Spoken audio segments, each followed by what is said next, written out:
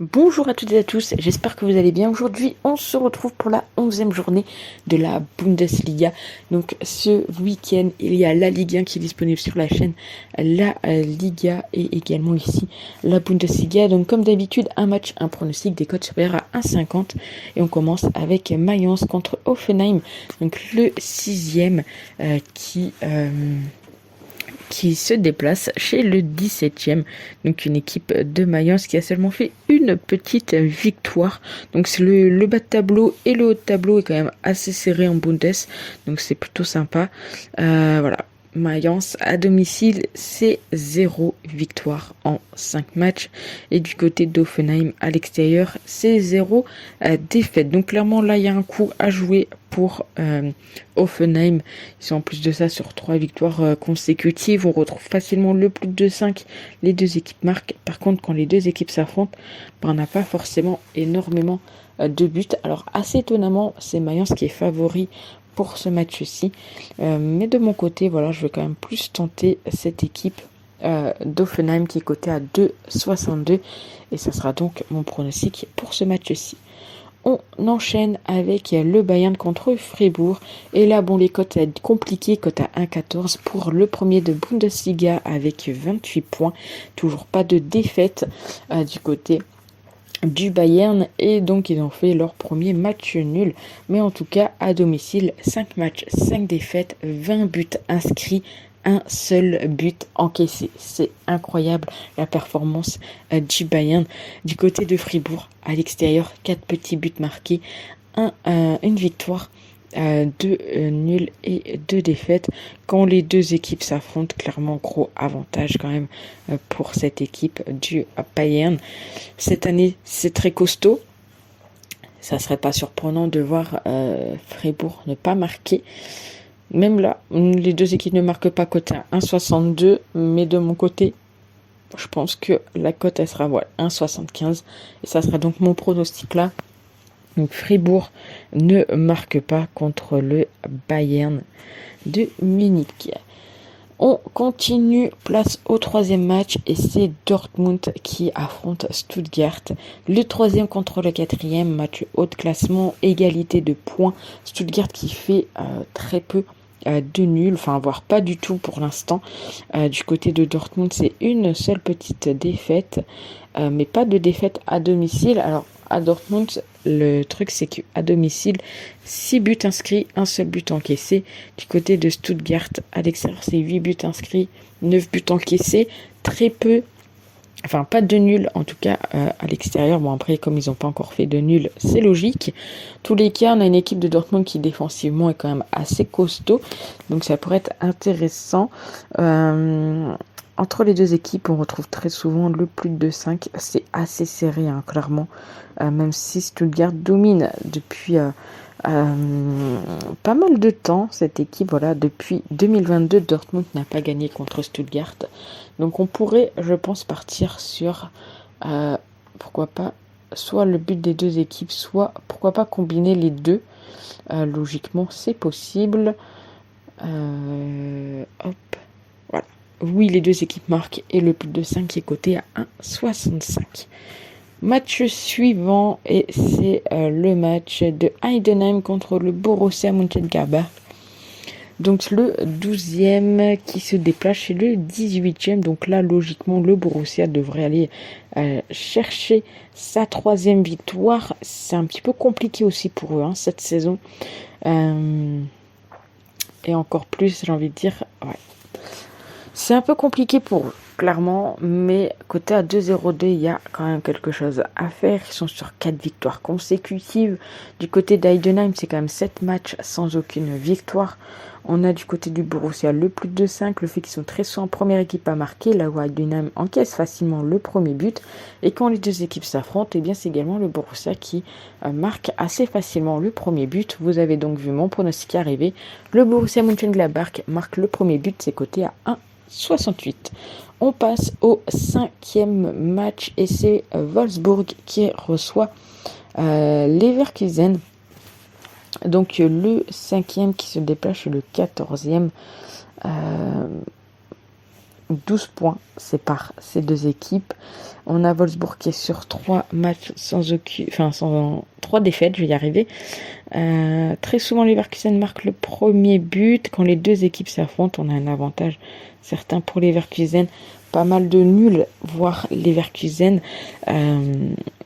Si je regarde un petit peu, ouais, quand ça se joue à Wolfsburg, il y a quand même pas mal de nuls.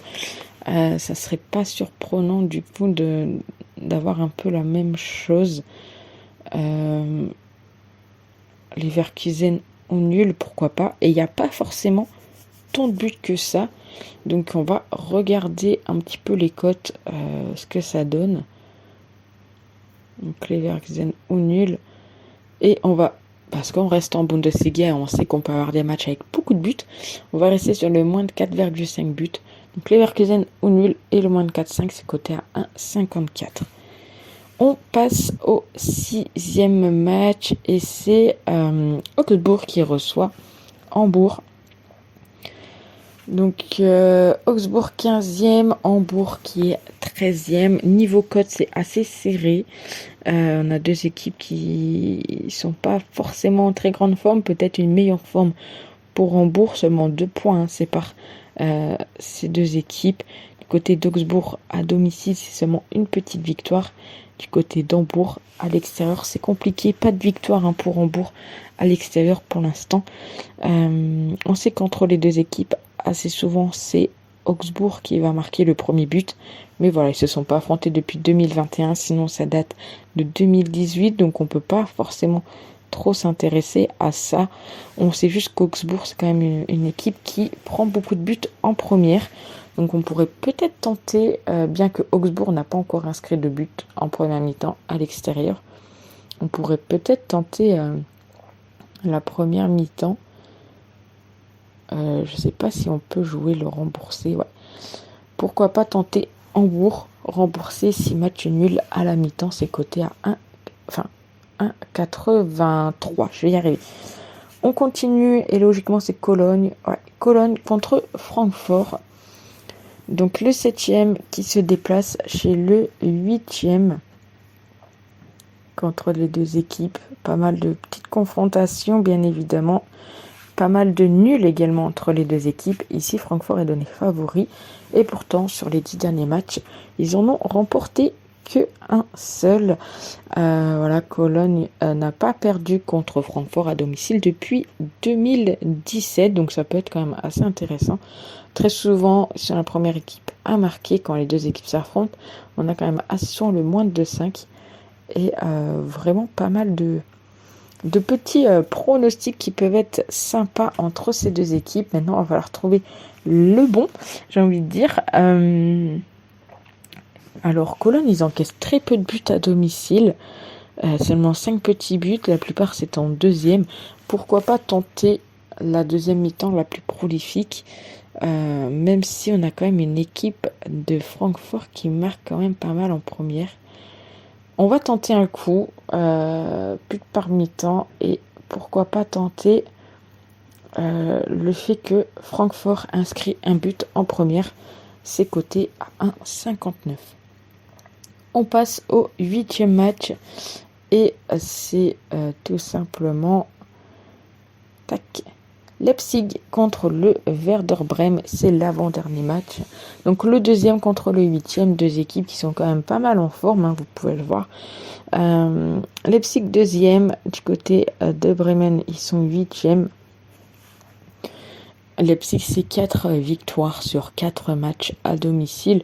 C'est très costaud. On se doute de pourquoi également la cote à 1,39. On a une équipe du Werder qui est un peu en difficulté à l'extérieur. Deux équipes également qui ont l'habitude de s'affronter et très souvent on retrouve les deux équipes marques et le moins 2,5. Même si Leipzig actuellement c'est plus une équipe où on retrouve le plus de 5, également première équipe à marquer. Bon là ils sont à domicile, donc première équipe à marquer. Je vais vous montrer quand même, mais ça sera pas du tout intéressant. Hop. Je vous montre ça quand même.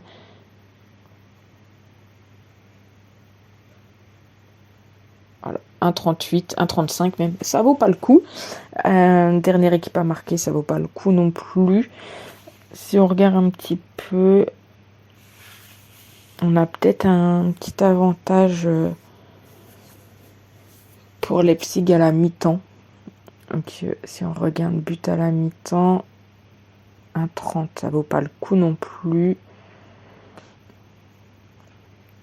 Résultat mi-temps, ou bien les deux équipes marquent, parce que c'est quelque chose qui ressort également assez souvent, 1,39. Vraiment, on n'est pas très gâté pour ce match-ci. On va pourquoi pas tenter Leipzig vainqueur mi-temps. C'est la cote 1,71. Ce sera donc mon pronostic pour ce match-ci. Et place maintenant au dernier match. Et puis comme d'habitude, n'hésitez pas à me dire ce que vous en pensez dans les commentaires, à donner votre avis, vos petits pronostics, etc. Alors, c'est gratuit. Et ça fait plaisir également de voir que vous contribuez à tout ça. Donc Saint-Pauli contre l'Union Berlin, le 11e qui se déplace chez le 18e. Deux équipes qui sont pas forcément très très grande forme. Saint-Pauli, c'est compliqué à domicile, hein. Et l'Union, ça l'est d'autant plus à l'extérieur. Donc bon, très souvent entre les deux équipes, on retrouve quand même le plus de 2,5 et puis un petit avantage pour l'Union. Bien que à Saint-Pauli, c'est quand même assez serré. Ce qu'on retrouve quand même très souvent, c'est le plus de 5 et ça sera donc mon dernier pronostic pour cette journée de Bundesliga. N'hésitez pas à me dire ce que vous en pensez dans les commentaires et nous, on se retrouve très vite pour une